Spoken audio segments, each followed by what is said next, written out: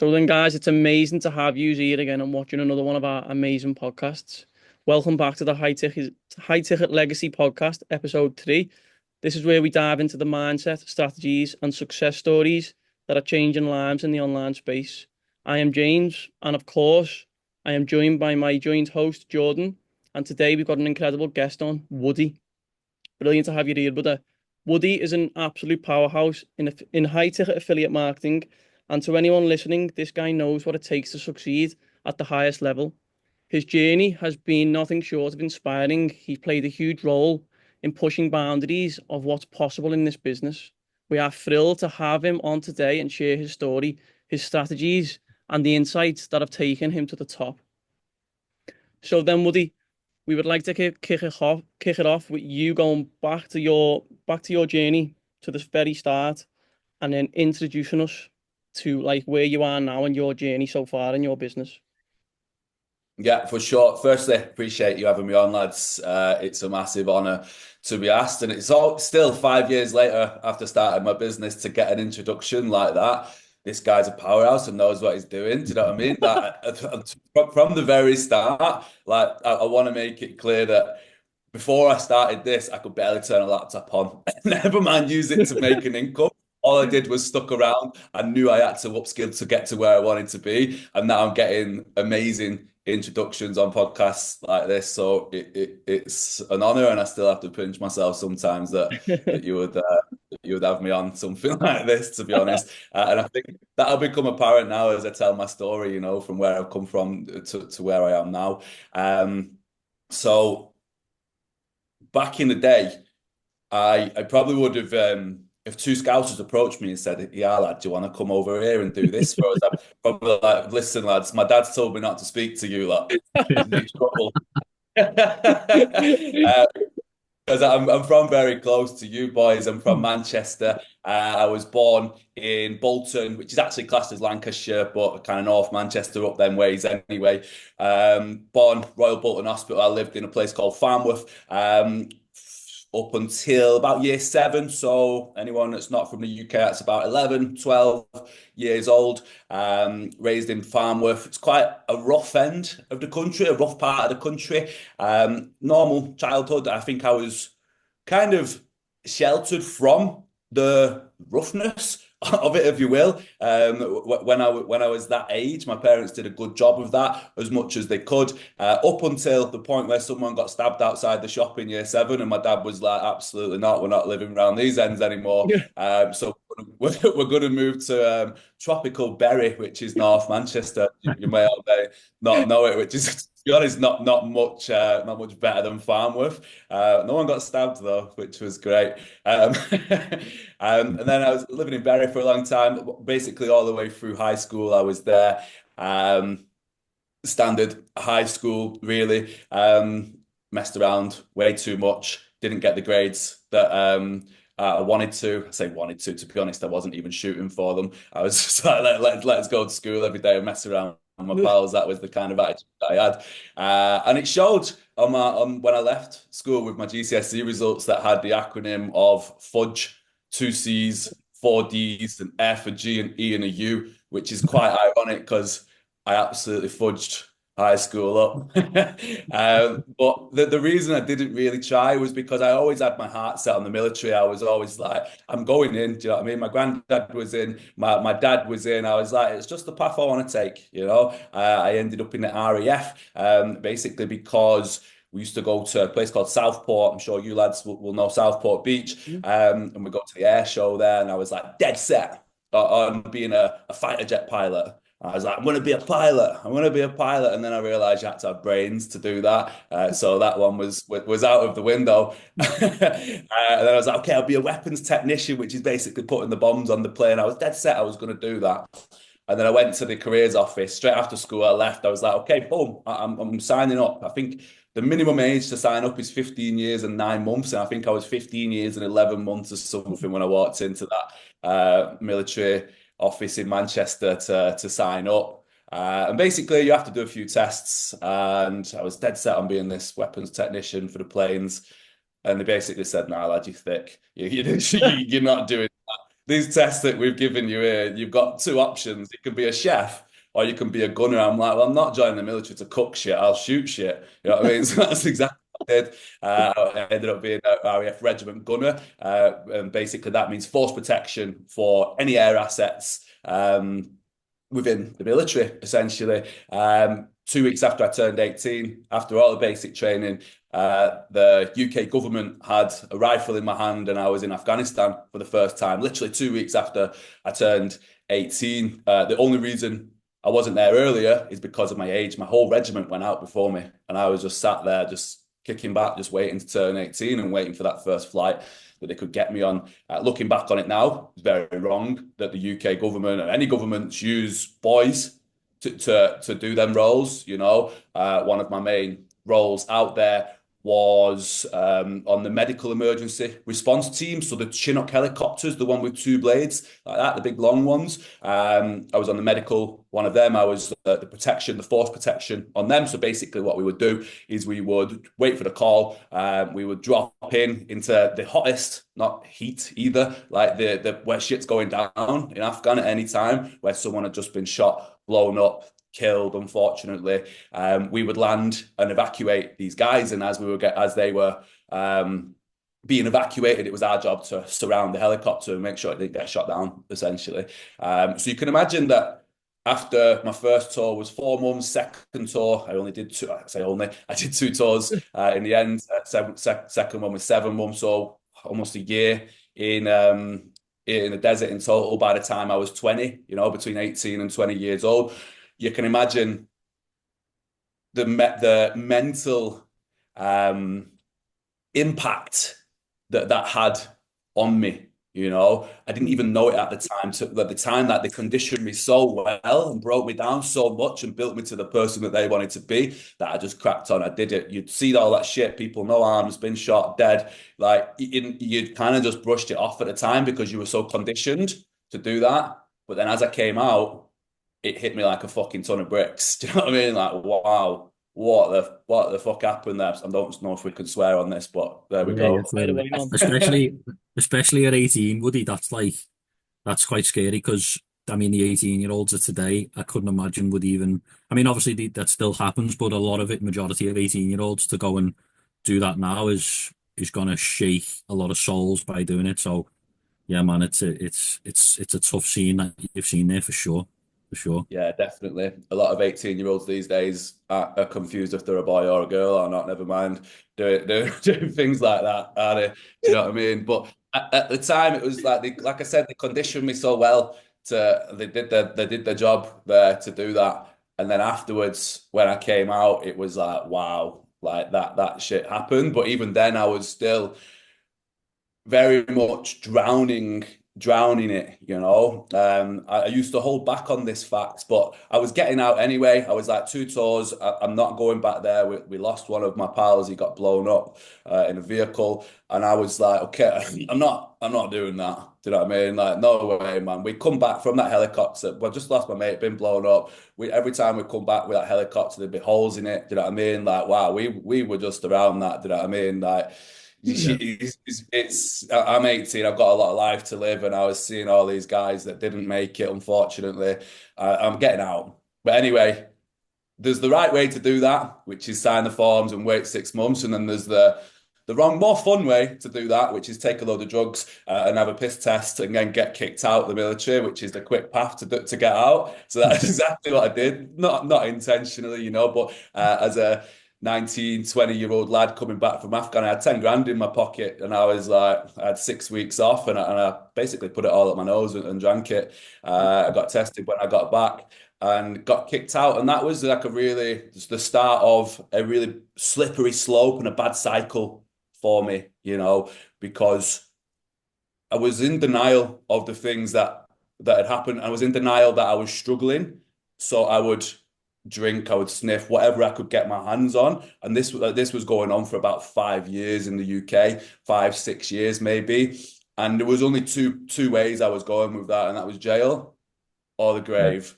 And neither of them are very appealing options, are they? You know, so I was the environment I was in and being surrounded by people that were encouraging my behaviors wasn't beneficial for me, wasn't a positive environment. So I booked a one-way flight to Australia. Basically, I had £1,000 in my back pocket. I was saying I was going for about 2 years. Everyone was like, whatever, mate, whatever, you're not going. And every weekend I'd blitz all my money stood in someone's kitchen. Do you know what I mean? I'm like, well, Yeah, I'm getting anywhere doing this. And anyway, I managed to bang it on the head for a couple of weeks. I managed to get a flight and £1,000 and I was off. I flew to Australia. I spent that £1,000 within 2 weeks partying over there, you know, but I was still away from that environment, which is what I needed to be. I was still drinking, do you know what I mean? I was still on that cycle. I was still taking drugs, but not nowhere near as much. I was on a much more positive way because I was out of the country. You know what I mean? Anyway, 2 years in Australia.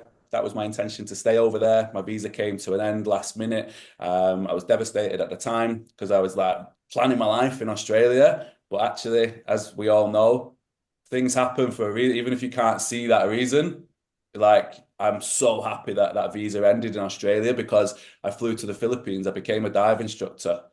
You know, yeah, I was training to be a dive master for the last 3 months of Australia. Flew to the Philippines, became a dive instructor, and that was my ticket at the time. You know, I was like, I'm going to dive. I'm going to live on these tropical islands. I'm going to teach other people how to dive and get paid for it. What a great life. Do you know what I mean? What a great life. And at the time I was single, so every like we was getting like, all these European girls coming in. Do you know what I mean? It was great. Do you know what I mean? Like Swedish yeah, girls.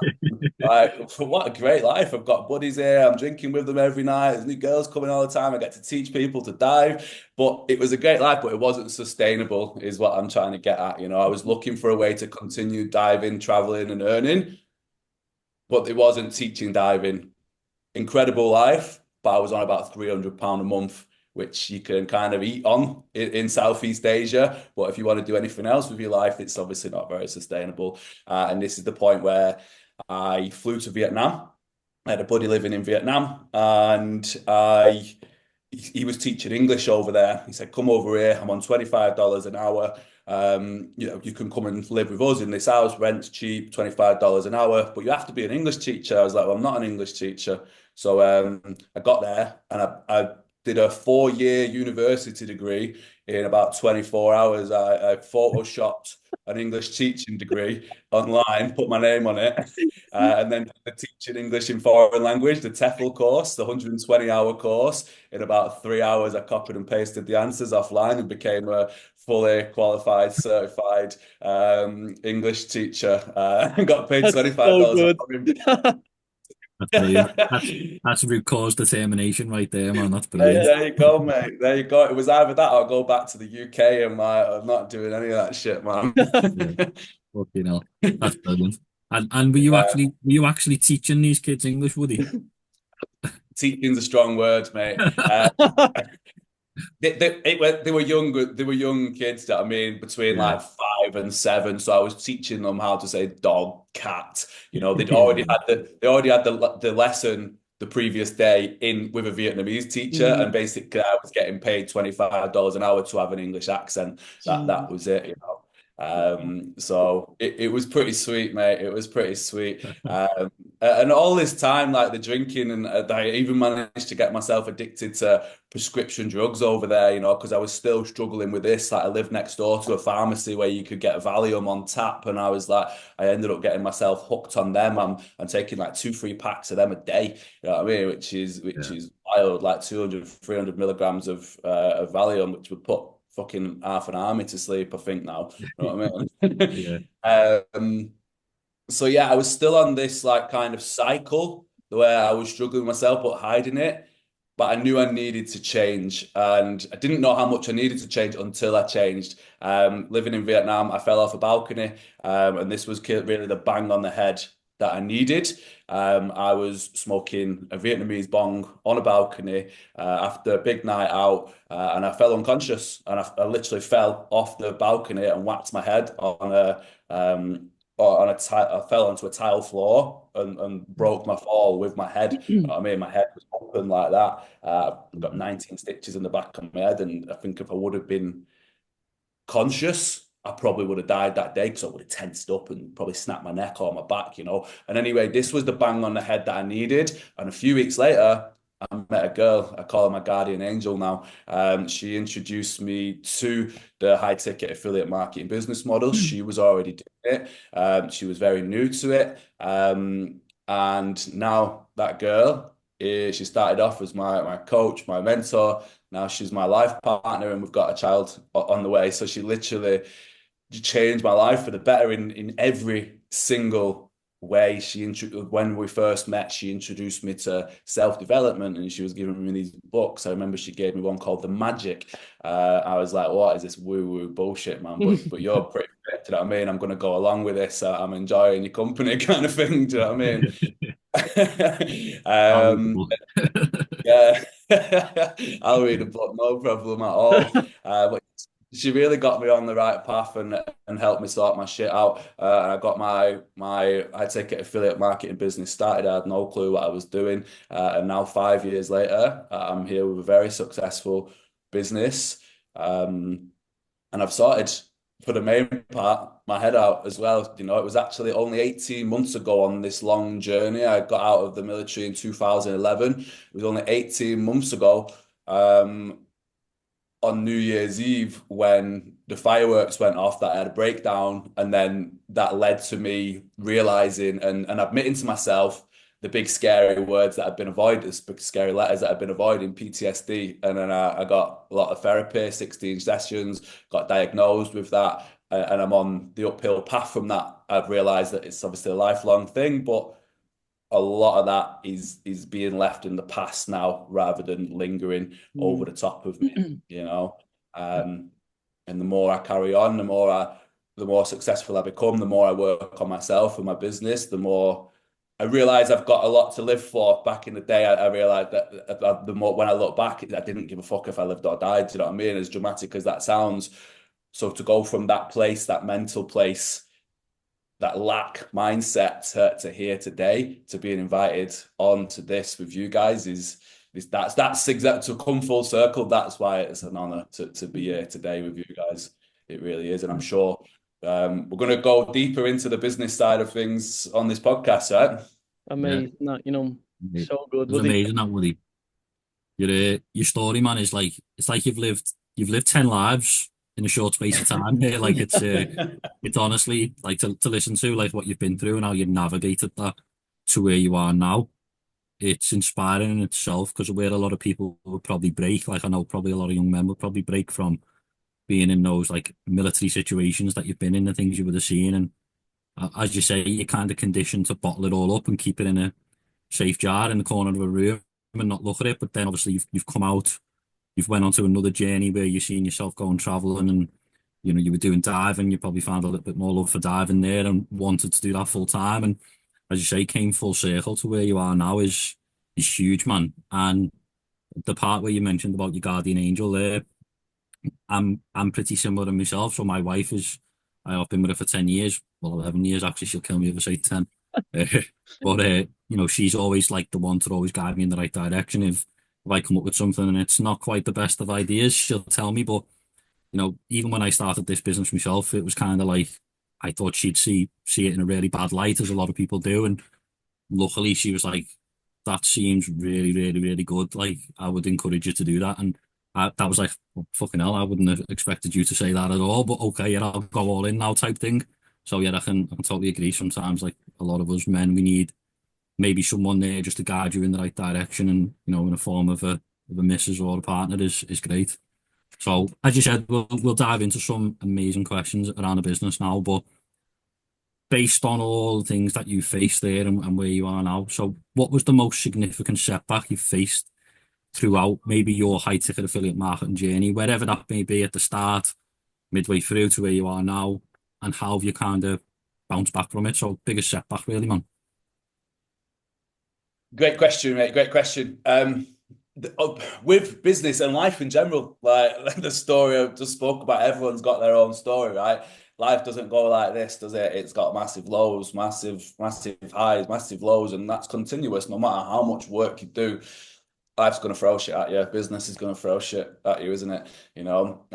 But the biggest one for me probably was right at the start, to be honest.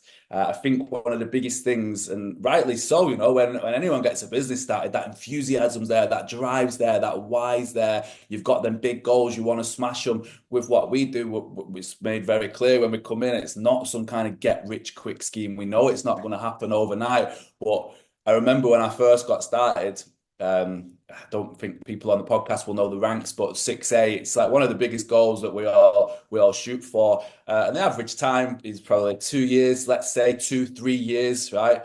And I was under this impression, yeah, it's not going to be a get rich quick scheme. I know this, but why are all these people fucking around? I mean, I can hit this rank in 6 months, no problem at all. I mean, these guys are slacking. I mean, I've got big plans, big ideas for this. I mean, I don't know what these lot are playing at, but I'm not abiding by them rules. I'm going to smash that out of the park in 6 months.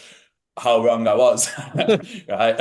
So, but that's the mentality you should be coming into a business with, right? I'm going to do this. I'm going to smash it. Yeah. And then about 6 weeks into my business, one of the big things that we focus on in our industry is paid advertisement, social media marketing to reach a broad audience, a targeted demographic, personalized to yourself, which makes things a lot easier when you're trying to reach to people, speak to people, potential clients, potential customers, potential team members. Yeah, and that's really what we focus heavily on. 6 weeks in, boom, I had my business manager shut down. So your business manager is your basically your business hub where you run your social media ads from, and it got shut down.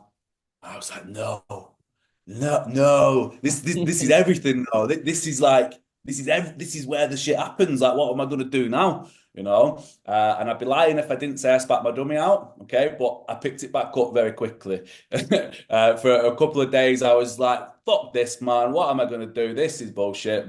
Facebook have done me over here, you know, like, and whatever I was saying. But anyway, I saw my senses, picked my dummy back up, and I was like, "Okay, I either make moves to where I want to be. I come in here with massive goals, massive ambitions, or I sit down and pretend like make out as if the world's against me, you know."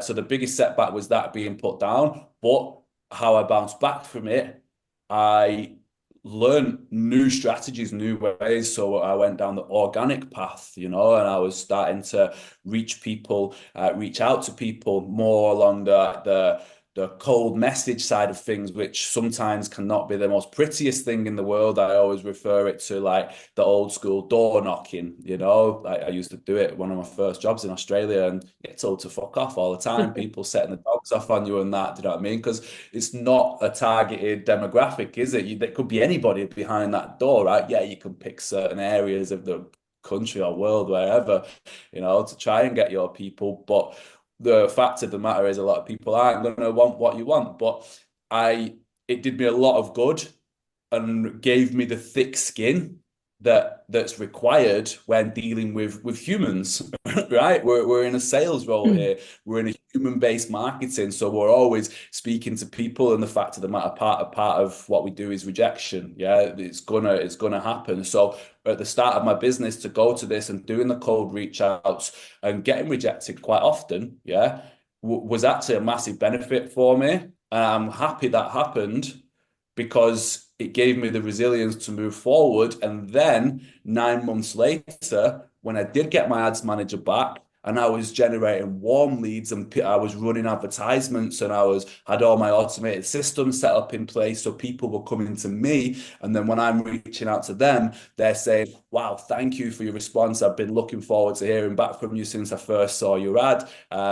It's great to hear my application's been successful. What are the next steps? How do I proceed?" You know, so you from knocking on someone's door and telling you to fuck off, releasing the dog, and to then, okay, what's the next steps? How do I move forward? Thank you for reaching out. Was so nice, you know. So yeah, I spat my dummy out at the start, and it wasn't the nicest thing to do to have to do that, but I learned so much when I came back to the ads. Do you know what I mean? And I think that's you can never when crap things happen, you can never usually see the positive on the other side. Do you know what I mean? You usually know there is going to be one, but you don't know what that positive is going to be. That was how I bounced back from it and what I learned from it. I still got results from organic, whether they were slow, they were much slower, but I still got the results and I still moved forward even when that setback happened. Do you know what I mean? Does that answer your Yeah, question? yeah, yeah.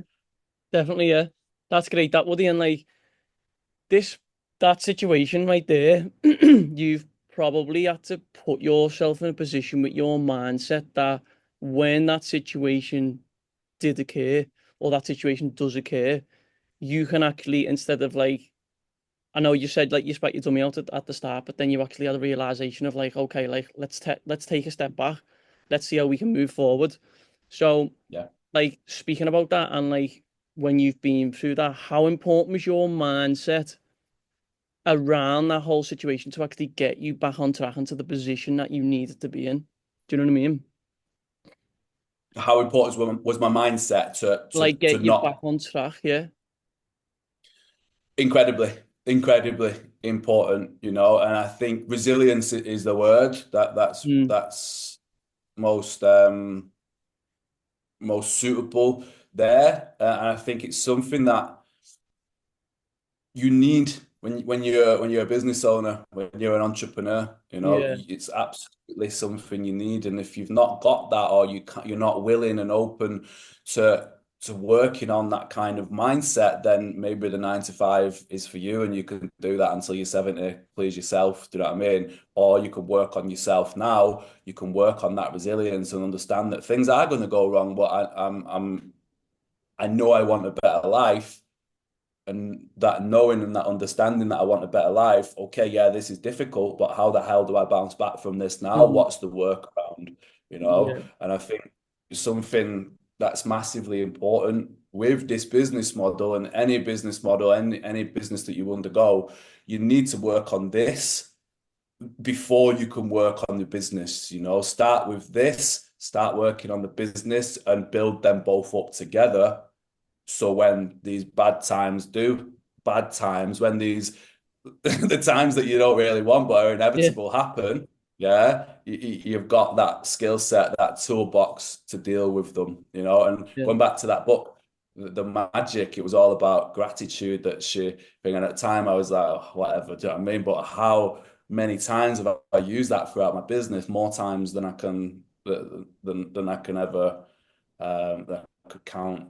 You know what I mean? it's like in a sense of like people do say it's like woo woo, but like it's like it's all happening for a reason and everything is gonna be perfect. But I'm getting face challenges. Don't give up. Just keep plowing on and it's all gonna work out perfectly. It's like it's in a sense of that I'm believing in that as an individual and actually like feeling it and believing it and then like taking like the pressure off and just let it happen, isn't it? Yeah, Yeah. yeah. Zooming out, right? Zooming You've got out, to man, zoom yeah. out. If you focus on that minute, that hour, that day, you know what I mean? Whether if it's been a bad minute, hour, day, week, whatever, if you focus on that and just stop, then it's not going to work. But if you zoom out and you're in this for the long run, how often does that, how Yeah. much does that hour, minute, day matter? Someone once told me, I can't remember where I got it from, and I use it quite often. If I'm ever getting stressy about something's not quite going right, I stop. I'm like, right, you're getting a bit aggy here, Woody. What are you doing this for, And I ask myself, is this going to matter in 5 years' time? And if the answer is no, just fucking leave it or just crack on. Do you know what I Yeah. mean? But if it's yeah, it needs a lot of work Yeah. doing with it. But if it's no, okay, next, let's go. Yeah, Yeah. yeah. Nice, man. On the back of that as well. I think I listened to another podcast, funnily enough, earlier last week, and it was defining around the people who define a bad week. It might have been for people listening, but there's a person called Balaj who's massively involved in our business model and what we do, and it was actually himself that was talking about it. And he mentioned that so many people define a bad week by one instance that might happen, let alone you might have had amazing things happening that week or got on really well in that week. One thing everyone seems to then turn around and say, I've had a bad week there. That's it. That's it. My week's finished. I've had a bad week. And really, you should I used to be one of them people who used to think the same. Same, man. Really, you should Really. remember all the things that you have done in that week, but you had this little speed bump that you hit at one point and you hit a pothole. Doesn't matter, get on with it. But I used to hit that pothole and like jump out my car and be fucking fuming about it. And I'd be like, oh, it's finished, I'm finished, that's it. But yeah, getting over that and as you say, zooming out and thinking, we're being realistic here is exactly right. So Woody, you spoke there briefly about obviously at the start on your dad's manager getting shut down, business manager, and obviously how you've got over that and where you went from there. But was there any mistakes that you may have made, let's say early on in your business manager aside, and how did that kind of shape your approach moving forward? There was a lot of mistakes. There was a lot of mistakes that I made for sure, and I'd already accepted that was going to be the case before I got started. The great thing, before I get onto that, the great thing about what we do is it's a proven business model. We've got the training, the tools, the mentorship, the communities. I know we're in different communities, but we're all offered the same things, right? So most mistakes have been made before. That's why we have our coach. That's why we have our mentor, supportive communities, But the reality is, we're blokes. We know a better way. You know what I mean? And that's an intrusive thought, isn't it? And like, no matter how hard we try, nah, that's stupid. I can do it a better way than that. And then when that fucks up, you're like, okay, maybe I should have done it the right way because they have actually been there before and they probably had this same thought process and this is how they got to this result, this answer here. Yeah, and I'm guilty of that. Don't know about you, lads, but I'm like, Yeah, there's a better way, a quicker way. I can do it better. And definitely. then I'm back to square one a week later, right? Can you relate? Yeah, yeah, Yeah. definitely been there before. I think Yeah. I think we've all had that before where someone's given us a piece of advice and then I've thought, yeah, I wish I didn't ask that now, but yeah, okay, I'll go back and probably do it anyway type thing. Yeah. It's like the Yeah. little like the little smart ass like inside us thinking like, nah, I can do better than that, or I can do this, I can do that, and then it ends up Yeah. just like, not being what we wanted, and then it's like, okay, back to square one. It's a great trait to have, you know what I mean? Thinking I can do anything, do you know what I mean? But the fact of the matter is, especially now 5 years later, with an ever growing team and organization, you need to be coachable, Mm, right? And people, your coach or mentor is coaching you in the way that they coach you because they want the best for you. Do you know what I mean? So you yeah, kind of got to drop that. Is the ego the word? I don't know, but that I yeah. can do better mindset and be coachable. And to come back to your answer, probably one of the biggest mistakes I made um, throughout my business twice, actually. The biggest thing that's halted my progress twice. They say you should learn your lessons the first time, if not the second, you're an idiot. Something along them lines, don't they? But I didn't. Basically, shiny object syndrome. I would see, so we have processes set out for us, right? But it doesn't necessarily mean that one process is a copy and paste and works for everybody. We're in human-based marketing. You've got to find your way that works for you, that aligns with yourself. And that's the best way to communicate with your audience, right? And I was doing that for a long time. And then the first time I attempted to copy someone else, basically, that was my biggest mistake. I saw someone, I think they came on a team call or I spoke to them and they were getting mega results. They were getting all these results. I'm like, whoa, how do you do that? I sat down with them, had a call with them, and they said, yeah, I'm doing this, this, and this. I'm like, okay, so I'm going to do this, this, Mm, and this. So I started doing this, this, and this. mm. And then, boom, results to a standstill, like absolutely nothing. The thing is, I was already getting results up until this point, but I Oh, was like, I want more, I want bigger, better results, yeah. and then I essentially copied their process. And then results stopped. For the first time, it was about 2 months I didn't see any results for, right? So you'd think, lesson learned, yeah? About a year later, I did it again. Whoa, you're getting these results because you're doing this, this, and this.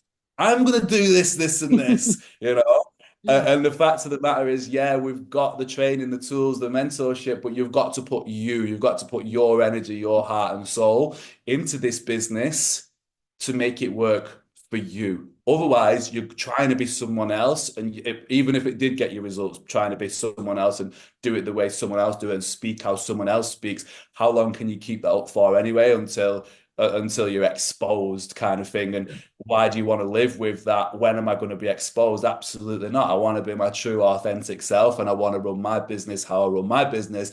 And guess what, lads? When I run my business how I run my business, I get the results because my energy is going into it. Do you know what I mean?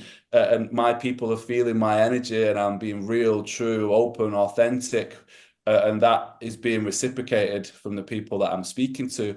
Whereas if I'm putting this show on, this face on, then it doesn't work, does it? I'm not going to be able to relate with the people that I'm speaking to.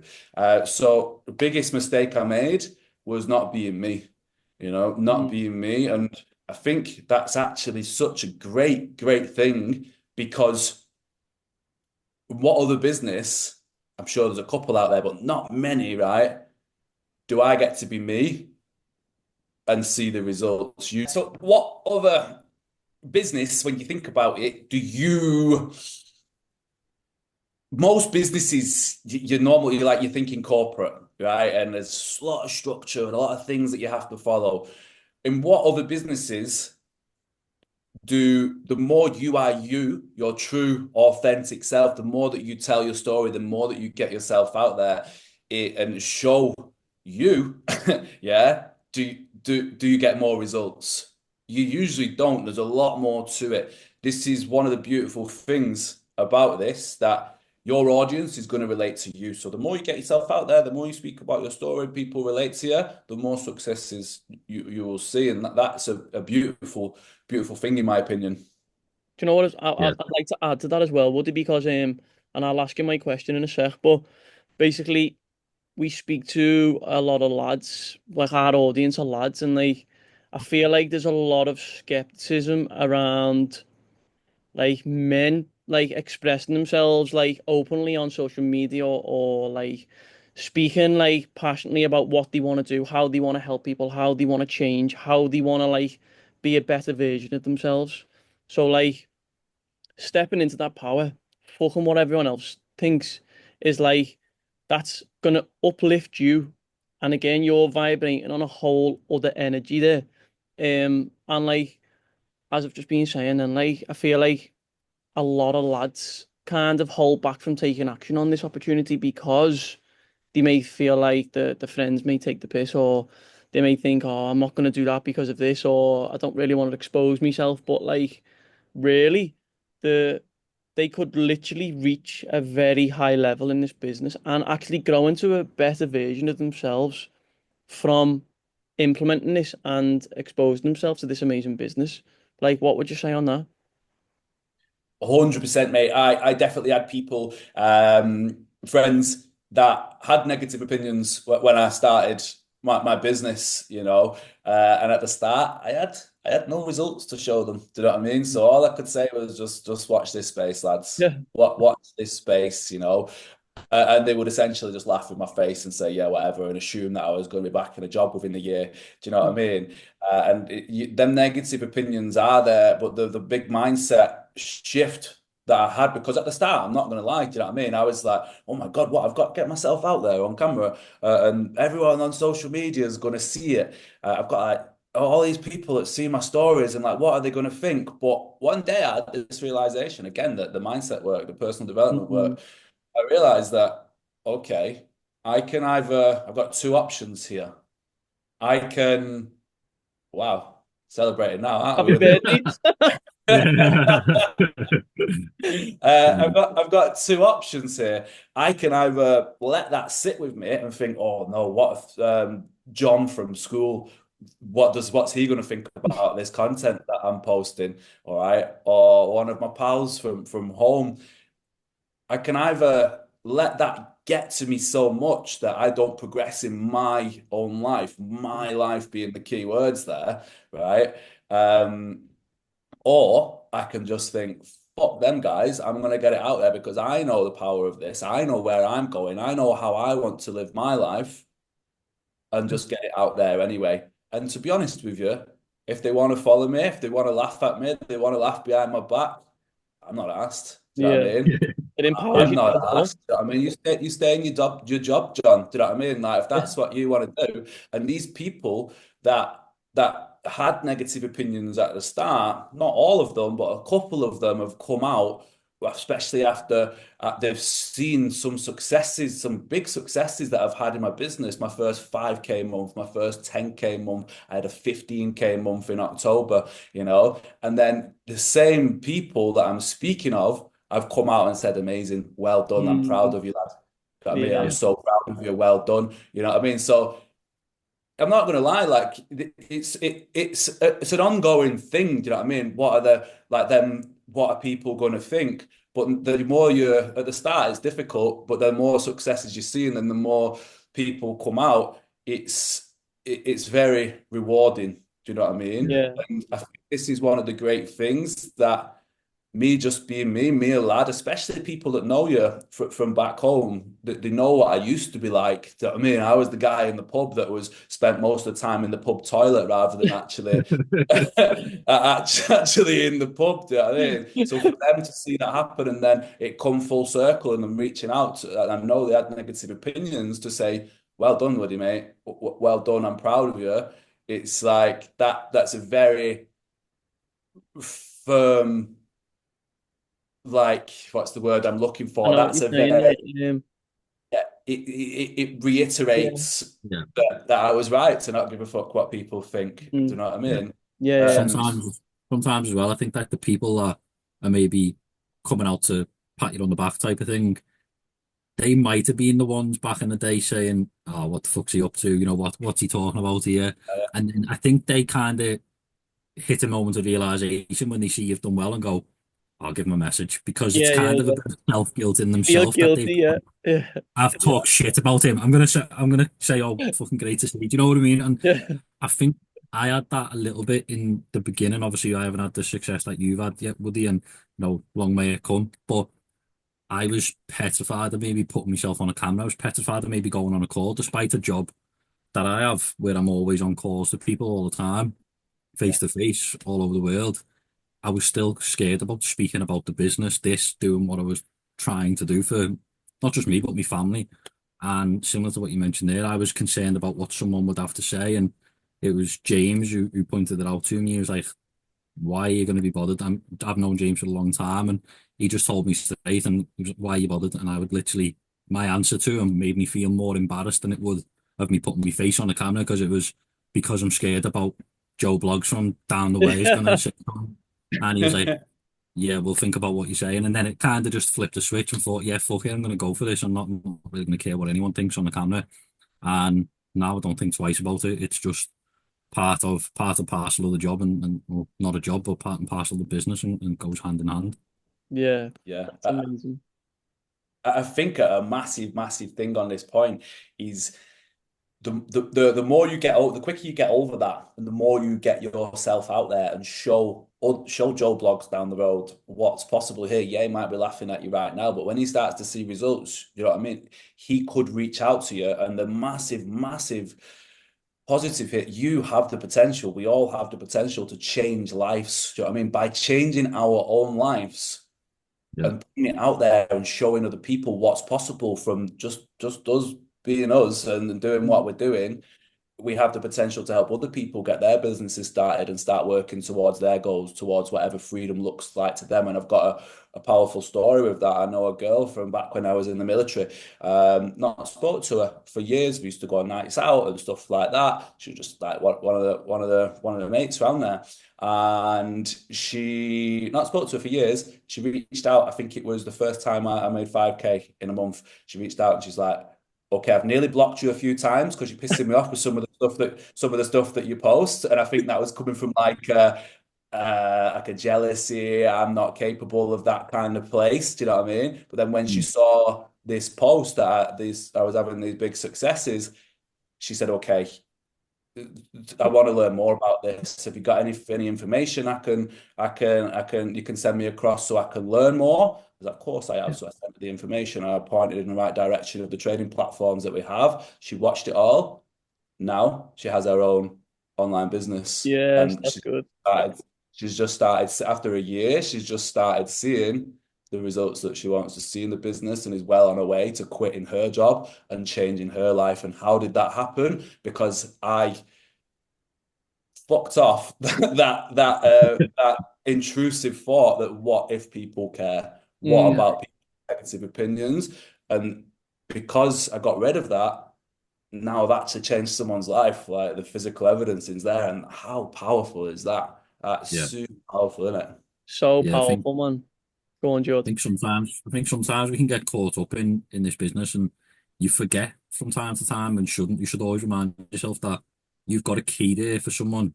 All you need to do is show them the door and give them the key and say, this is the path. And we don't even have to really sell this business for anyone listening. It's not really us pushing a big sale because the business is that good. If it's something you're passionate about, it will sell itself. Sells itself to the right people. If you're not interested in maybe your health, your water, or whatever, then it might not resonate with you entirely. But this business, if you're conscious of those things, will be sold to you as a person. You don't have to really be, you know, thinking you're cold calling, knocking on doors, trying to sell someone a product when it's not really the case. If that product is something that person's passionate about, they'll hand it over them. They'll want you to hand it over themselves. It's as Yeah. simple as that. Oh, James, I know you've probably got a question there, man. Yeah, well, I couldn't have said it any better because I know when I sent the web class to you, I think you'd watched the web class and signed up without me even having a conversation with you because you was a person who aligned, who could see the vision for yourself, for the business, and like you was done. I didn't even have to speak to you, and like you're gonna get people like that who fully resonate, who you haven't really got to even have a conversation with. They're already in. Whereas Yeah, others, there's more friction, there's more skepticism, but then there's a few more barriers that you've got to break down before you can warm them up to show them the real potential. But we yeah. could probably chat forever with that, lads. But this kind of ties in this next question now. Like, so Woody, like, how do you handle rejection or negative feedback, especially when it involves like a high ticket offer? So when you propose it to people, like, how do you like handle like the negative feedback? You know what I mean? From like you proposing the offer to somebody or from when they've come in from an ad. Yeah, it's a great question, mate. It really is a great question. The mindset that I have with negative opinions, obviously, there's a lot that could mean quite a lot of different things depending on where they're at within our processes and how much they've actually learned. And the mindset that I go into it with, I'm not here to convince or persuade anyone in any direction. I'm here to educate people. All right.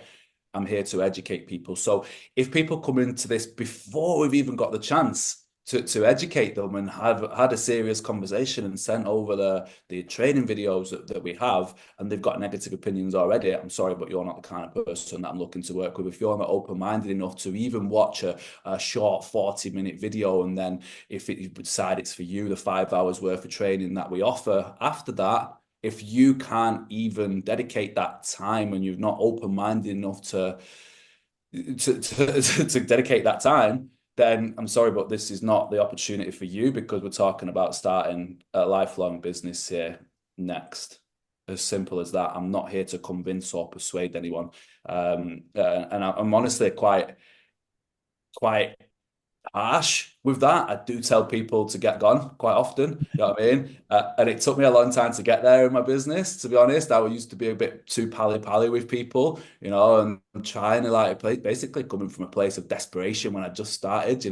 But the more success I've seen, the easier it is to tell people to go away. It's not for you, pal. You know what I mean? And I feel like that actually clears an energetic space to bring in Mm. more high level people, and I have found that is the case. Again, old Woody might say that's some woo woo shit right there. Do you know what I mean? But I've found that it actually is the case. You get rid of that energy there, and the more positive, high level energy does come in. So that's if they haven't been through the training already, and then if they have been through the training and they've decided it's not for them, that's completely fine. This business opportunity isn't for everybody. You've got your opinions. They might be quite negative. Do you know what I mean? The great thing is we are in a proven business model. And the fact of the matter is, if you believe it's not for you, that's fine. Do you know what I mean? But everyone, if you do believe it's for you, everyone here has the same training tools and mentorship available to themselves to make it work. And if you've understood all of this and still don't believe it's for you, I wish you all the best. I'm not about to start getting arguing with people, trying to convince people. That being said, I can guide people in the right direction if it's, for example, the products, and they have a question, an issue with the products. Our products are science-backed, right? I can send you to some documents, some science-based documents that are going to allow you to understand more, and for you to make a more informed decision whether these are the products that you want to be working with or not. If it's an objection, a frequently asked question, for example, it's one of them pyramid schemes. It's a scam. Do you know what I mean?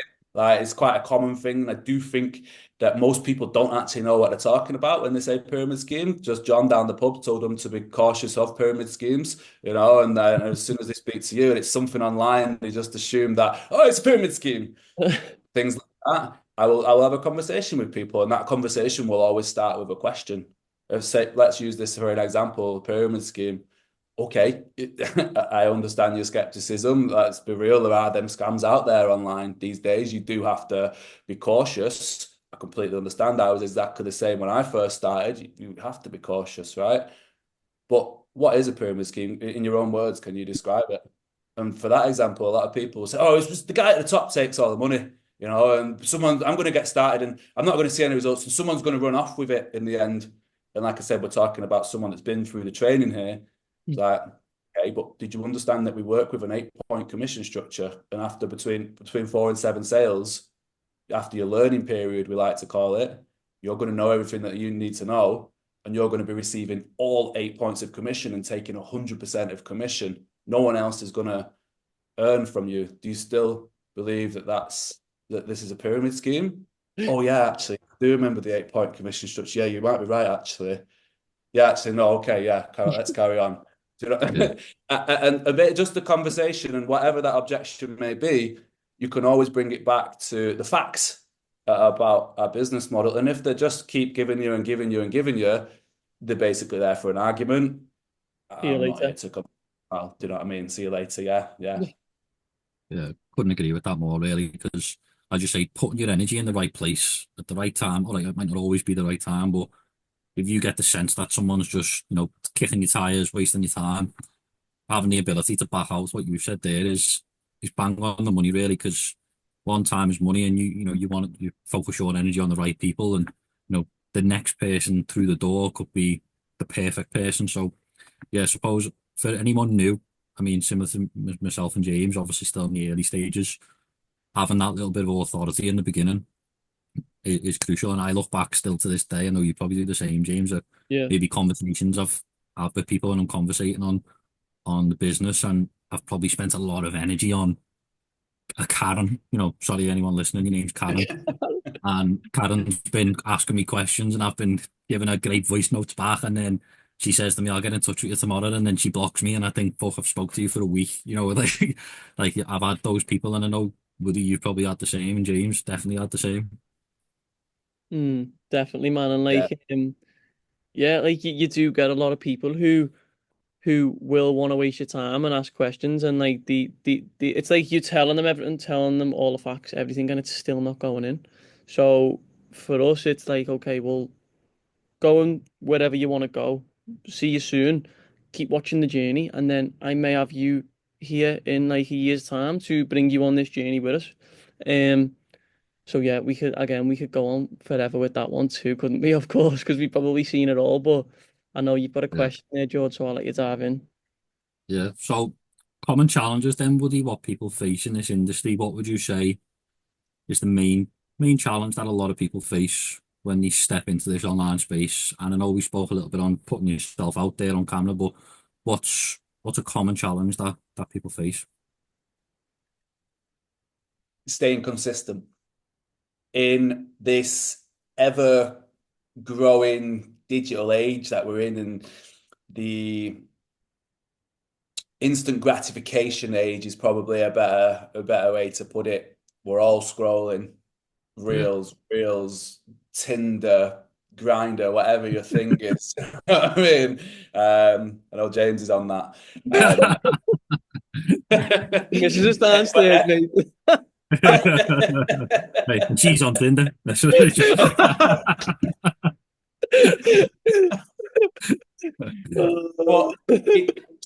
we're all scrolling, right? We're all going all the time, like, and it's just like next, next, next, next, next. Here's a fun fact for you. It used to be an insult to say to someone, didn't it? You've got the attention span of a goldfish, right? Now it's actually a compliment if someone says that to you. The attention span of a goldfish, I think it's 8 seconds or 9 seconds, one of them two, which is quite short, right? But now the average human has about, I think it's 6, my number is the lower anyway, is what I'm getting at. It's 6 seconds because no, no, Wow.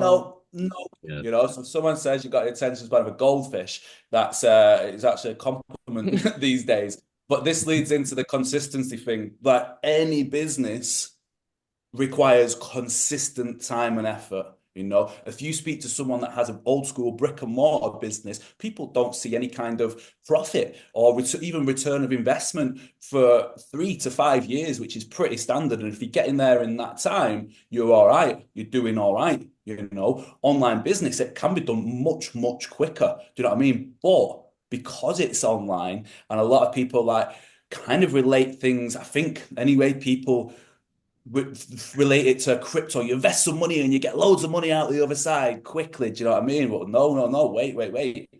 We've still got the word business here. This is still a business. Just because it's online doesn't mean it's necessarily undifferent to a brick and mortar business, a coffee shop, a whatever. Do you know what I mean? A building firm, whatever the people have got. You don't expect to see that straight away, but for some reason, people lack consistency in the online space when they don't see the results within 3, 6, 12 months. Do you know what I mean? And people switch off. And unfortunately, with our business model, people fail. And I always say this to people at the very start because I like to be open, honest, raw, and real. People fail at this. And I always say this before they've invested, before they've got themselves started, because I want them to know the realities of it. And people sometimes sit back in the chair and they're like, you're not supposed to be telling me this. Do you know what I mean? I thought you wanted me to. Business started with you. I'm like, yeah, but I want us to be on the same page when we're getting started. People fail at this. Yeah. But the only difference between failure and success, again, proven business model, training, tools, mentorship, you've got all that in front of you. The only difference between that success and failure is the individual. Are you willing to put in the time, required time and effort over time to see the results that you want to see? At this point, I've just been speaking to them for probably a couple of weeks. We've gone deep onto their goals, why they're here, why they want to get the business started. Now it's reality time. They're not going to come overnight. Yeah. Are you willing, before we get this journey started, to stay consistent and to put the work in to see them results over time? Shit's going to get hard. That's the reality. That's when people usually drop off. Are you the kind of person that's going to smash through them walls and come out the other side shining? And if the answer to that is no, we're going to have a difficult time here. I'm not sure if this is the right thing for you. If they're like, yeah, I completely understand, I'm ready to go, then that's two things. That's a big green tick to get started. There's these balloons again. Is it that? Not doing it now, is it? No. Well, there's two things anyway. That's a big green tick to get started. Okay, we're very aware of that. And then that's also in 6 months' time when things aren't going how they've not quit the job and they've not living on a tropical paradise island yet, which is obviously not to be expected after 6 months, and they start to spit the dummy out. Remember that conversation we had before you got started, pal? Shit's going to get hard. Shit just got hard, right? You said you were going to smash them walls and come out the other side shining. Why are you crying? You know what I mean? Let's talk about this together. Let's get through this issue together and let's get through this wall, you know? So to bring it right around, consistency is the biggest thing, the common thing that a lot of people struggle with because we live in this instant gratification world where people want it quick. The reality is things don't come quick, especially the lifestyle that we're speaking about here. Most people that get a business started are looking to generate a freedom-based lifestyle, whatever that looks like to them. For me, it's traveling, diving, earning on my terms now. I've got a child on the way that's just amplified. I want to do all of them things, but with my child Mm. Yeah. now, you Yeah. know. And that doesn't happen overnight. You've got to stay consistent to achieve these things, right? Yeah, nice. Yeah. You Very know what as well true. from the early days, and for me to openly speak about this, like from the early days, I didn't treat this like a normal business because I've never done anything online before. I've always worked with my hands on the tools, never knew anything to do with online businesses or whatever. And I struggled to actually treat it like a business. And it was as if obviously it's a side hustle. It will be a side hustle for an individual when they're starting. And I weren't taking it. It was as if like I was just playing around with the computer like on this like part of this community, and it was getting me nowhere. I was like, what's going on? I'm getting nowhere because I weren't physically like treating it like a real business that's gonna like generate my own team, generate an income, be part of an amazing community. So I feel like from the early days, it's like jump in, be consistent, as you've just said, treat it like a real business.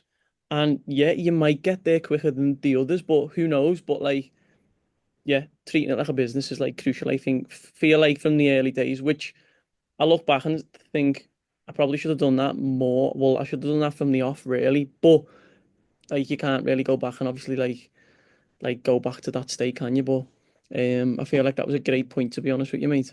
Yeah. I've got another If you question. treat it like One. if you treat it like a hobby, it's going to pay you like a hobby. If you treat it like Yeah, a business, pay you like a business. yeah, yeah, and that was me from the early days, to be honest with you. But obviously, like we're here right now to give this advice to people who may want to start right now, who feel like they just want to jump in and do like this little side hustle, but jump in, treat it like a business, and you're going to be paid like a business. So yeah, that's crucial, man. Another question for you then, Woody. How do you stay motivated and maintain momentum during the tough times? Like as you've just been saying then, where you may come across hurdles 6 months down the line. Like, how do you keep on top of that motivation and maintain that momentum during that period? Keeping my goals in the forefront of my mind, man. Keeping them goals in the forefront of my mind. A lot of the goals I set out to achieve 5 years ago when I started my business, I've achieved them. Mm, But the correct mindset to have, I think, is to be constantly setting new goals, raising that bar, trying to shoot for that bar. Do you know what I mean?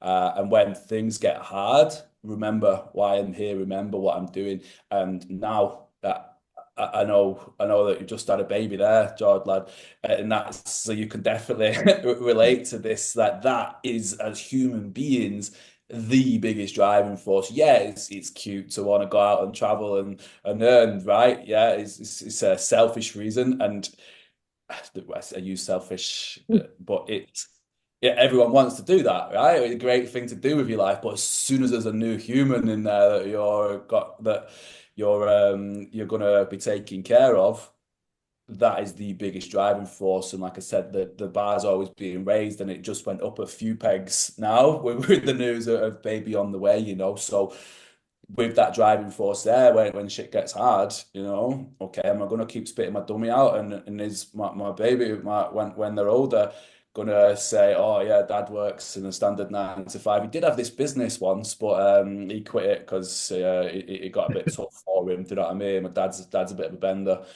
Yeah, Or is he hand on going to grinder. say, my dad's a business owner, my dad's a multimillionaire, my dad's extremely successful because he had a vision, because he had a dream. Do you know what I mean? Like, that is now my fire inside of me. That's obviously a big one, you know. But like I said, when I started my business, it was to travel, dive, and earn, and to generate the freedoms that how I want to live my life with them kind of freedoms, you know.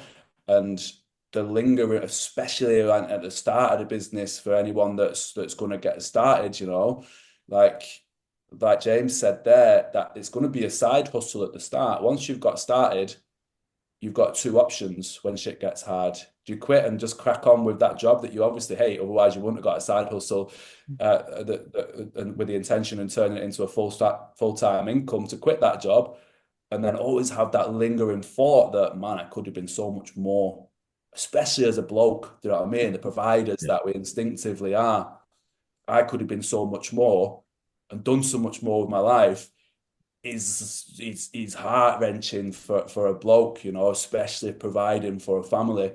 And one of my biggest driving forces, I think about this daily, is do I want to get to my deathbed and sit there and full of regret and think I could have done more? What if I would have took that opportunity? What if I wouldn't have quit that time when shit got hard? What if I would have just pushed through that? What would life have been like?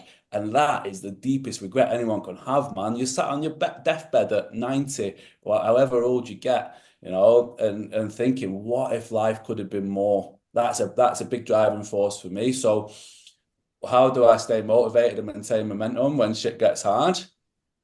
I think about where I want to be, my goals, and I don't want to have that regret, that what if mindset. Nice. Yeah. So good, that.